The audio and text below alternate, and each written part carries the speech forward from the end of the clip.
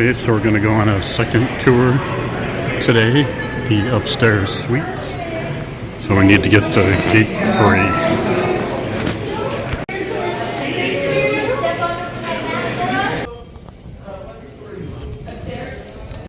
Well, it looks like we have a private tour so far. There's only two of us. Upstairs suites. Traversed in the 1930s. Some of it is stored in tanks atop the castle's bell towers. And I like the pool as an example of overall approach to construction on site, mostly because of the Roman facade across the way. So if you think about the materials they're using, the structural bones of everything around us are steel reinforced concrete. So that's specialization of Julian Morgan. In construction all put together is what Julian Morgan is utilizing throughout the property, essentially interpreting. It also means I can't dally too long. So if I'm talking about something for too long. Monte in 1923. When I mentioned that he lived anywhere, that is a much more fluid version. Yeah. Life expectancy for someone born in 1863 was 56 years old, right? Well, it was a very large range.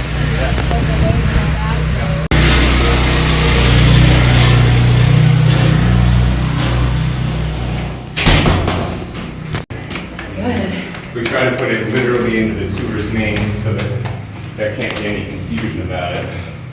But it's outside about the exterior of the house, but while they're grinding up the stump there, it's a little tough. I was wondering what they were doing. Yeah, we had an oak tree that was becoming precarious. And their family crests. Okay. My favorite thing about this bed, aside from how beautiful it is around the base, these pegs.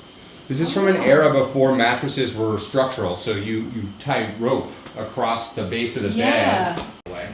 And this would typically be designed for a couple, so you'd have a spouse in one side and a spouse in the other side. You don't have to share a bedroom unless you want to. Okay. My wife would love bringing this practice back, having the option. Painter, 17th century, and Hearst purchased this after Stanford White passed away in 1906. Despite not technically being Catholic himself, he calls himself Christian of no particular denomination. Sure. But he's collecting a lot of Catholic iconography for this project.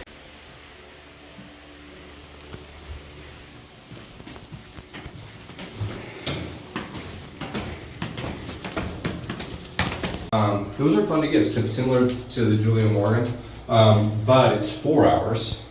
And I feel like you can feel the hallway below our feet is sloped a little bit. And that's because even when they're using their big storm shutters,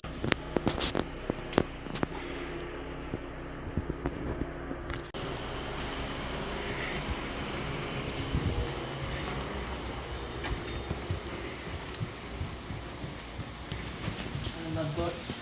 me too.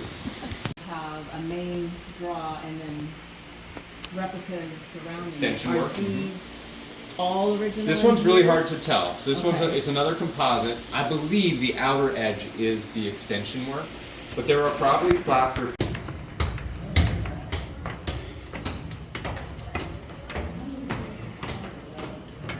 Antique pieces, and so they are just smaller in their design.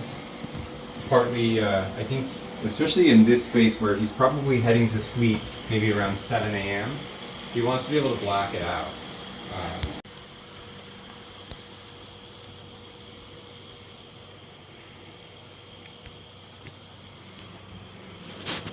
And that's what we'll typically see. Throughout the property there are modified candle holders and oil lamps that have been wired in for electricity. They did wire electricity in from the beginning, but they weren't connected into the... I mean, that to me is like a lot of forward thinking. Yeah, and so that's planning, probably a combination of Hearst and Julian Morgan. Okay. He wants all the cutting edge technology, even though he's dressing everything up in these studies. So if he's writing in here, it's more of a transitional space. Supposedly they would use this room to host guests, so usually as a guest he wouldn't be invited past. So her spaces just mirror his, basically. I do like looking up in the bathroom. There's a little vent space up above, so you have this kind of vaulted ceiling. Oh, nice. Shutters in this room because the hinges of the shutters are decorated here, so when they're open, nice. Something to look at.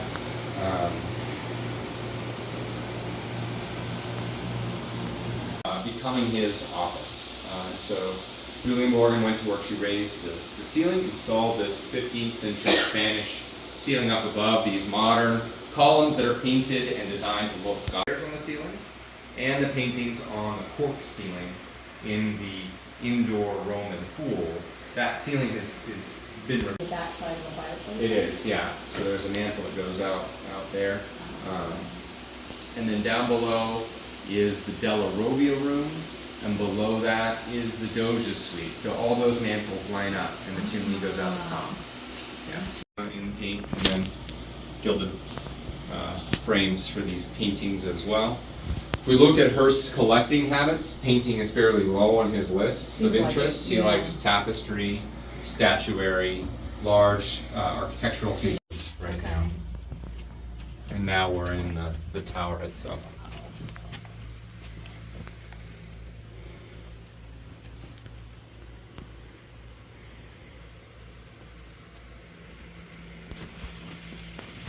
He's probably trying to impress you if you're being placed here. So I'd imagine, well, I know for sure that Hedda Hopper, gossip columnist for the Los Angeles Times, would stay in this room. Gotcha. She liked it because of its views. It had. Later.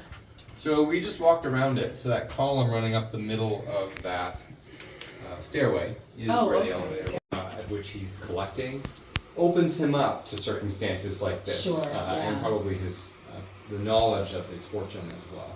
Right. Temptation for people to fudge. We are above the Doge's suite where we started the tour, below that back space of Hearst's. Maybe the Dying Child, or maybe a saint, or maybe two paintings of Christ. But here they're meant to be viewed from below, so we install them in the. Gotcha.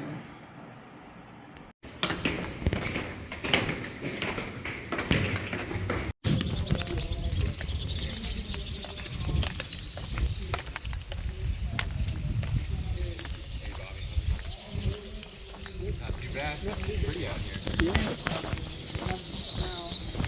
Yeah, so Hearst wanted a profusion of blooming